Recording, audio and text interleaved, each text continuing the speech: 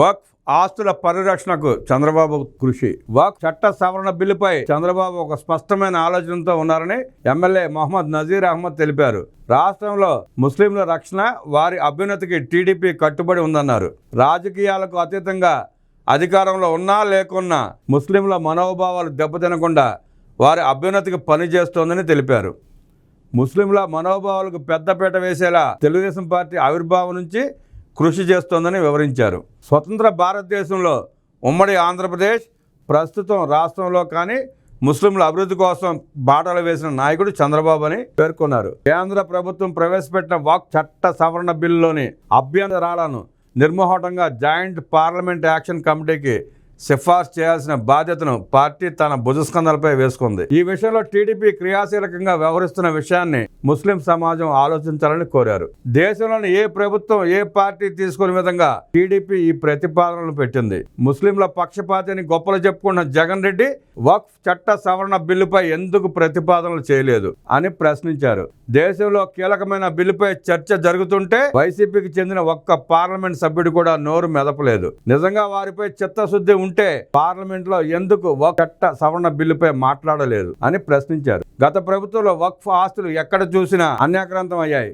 ఆస్తుల పరిరక్షణకు లీగల్ టీంని ఏర్పాటు చేయలేదు. నేడు వక్ఫ్ ఆస్తులను కంటికి రెప్పలా కాపాడుకునే కార్యక్రమాన్ని సీఎం చంద్రబాబు చేస్తే ఉన్న కంటినే పొడిచే కార్యక్రమం జగన్ పాలనలో జరిగిందని ధ్వజమెత్తారు. చంద్రబాబు ఉమ్మడి ఆంధ్రప్రదేశ్లో ముఖ్యమంత్రిగా ఉన్నప్పుడు అతిపెద్ద హజ్ హౌస్ ను హైదరాబాద్ లో నిర్మించారు. 2014లో హజ్ యాత్రికుల కోసం కడపలో హజ్ హౌస్ ను 13 కోట్లతో నిర్మించి 80% పనులు పూర్తి చేశారు. విజయవాడలో 23 కోట్లతో హజ్ హౌస్ నిర్మాణానికి శ్రీకారం చుట్టారు. కానీ జగన్ రెడ్డి అధికారంలోకి వచ్చాక ఈ రెండింటినీ నాశనం చేశాడు. 5 ఏళ్ల పాలనలో హజ్ హౌస్ ల నిర్మాణానికి నిధులు కేటాయించకుండా ముస్లింలకు ద్రోహం చేశాడు. టీడీపీ 10 లక్షల కుటుంబాలకు రంజాన్ తోఫాను అందజేస్తే జగన్ రెడ్డి వచ్చాక ఈ పథకాన్ని రద్దు చేశాడు. దేశంలోనే తొలిసారిగా ముస్లిం సంక్షేమం కోసం 1985లో అన్న ఎన్టీఆర్ మైనారిటీ ఫైనాన్స్ కార్పొరేషన్ ఏర్పాటు చేశారు.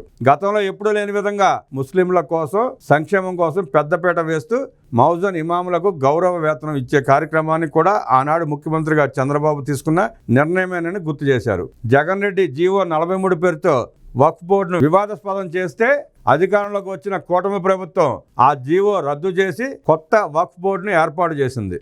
ముఖ్యంగా 32 అపరిష్కృత కేసులను ఈ బోర్డు ఏర్పాటు చేసిన తర్వాత పరిష్కరించిన విషయాన్ని గుర్తు చేశారు. రంజాన్ మాసంలో ఇఫ్తార్ విందులో ముస్లింల పక్షపాతిగా సీఎం చంద్రబాబు తన వైఖరి స్పష్టంగా చెప్పారు. బడ్జెట్లో 5,000 కోట్లకు పైగా నిధులు కేటాయించారు. వక్ఫ్ బిల్లుపై ముస్లింలకు స్పష్టమైన విధానాన్ని చంద్రబాబు తెలిపారు. రాష్ట్రంలో 65,000 ఎకరాల వక్ఫ్ భూముల్లో 50% అన్యాక్రాంతం అయ్యాయి. మిగతా 35,000 ఎకరాలను కాపాడుకోవడానికి దాదాపు 8 కోట్ల బడ్జెట్లో కేటాయించారు. రాష్ట్ర వ్యాప్తంగా ఇప్పటికే 3,500 ఎకరాల వక్ఫ్ ఆస్తులను డిజిటైజేషన్ చేశారు. అంతేకాకుండా ఎక్కడా లేని విధంగా వక్ఫ్ ఆస్తుల పరిరక్షణకు పటిష్టమైన లీగల్ టీంని ఏర్పాటు చేశారు. ఇప్పటికైనా వైసీపీ నాయకులు చౌకబారు విమర్శలు మానుకోవాలని హితవు పలికారు.